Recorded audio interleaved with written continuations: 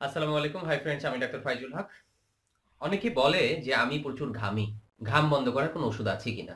Doctor, আমার অনেক ঘাম, অনেক ঘামের দুর্গন্ধ। আজকে ছোট্ট একটা টিপস আপনাদেরকে আমি দিচ্ছি।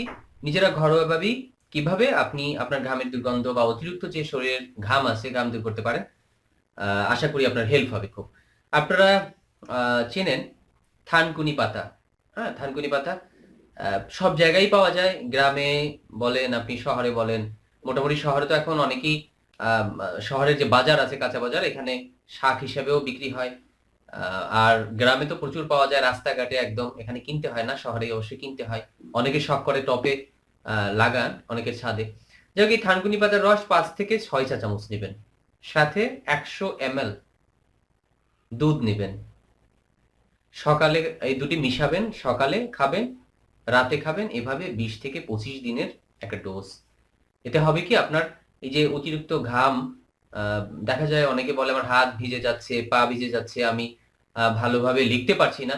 এই অতিরিক্ত ঘামের সমস্যাটা আপনার আস্তে, আস্তে দূর হয়ে যাবে। প্লাস ঘামের যে বাজে যদি দুর্গন্ধ থাকে, এই দুর্গন্ধটাও আস্তে, আস্তে দূর হবে। তবে দুর্গন্ধের সাথে অবশ্য ব্যাকটেরিয়ার একটা সম্পর্ক আছে। এজন্য পরিষ্কার পরিচ্ছন্নতাও একটা বড় ফ্যাক্ট। হ্যাঁ? গোসল, পরিষ্কার পরিচ্ছন্নতা, প্রতিদিন সাবান ব্যবহার করা।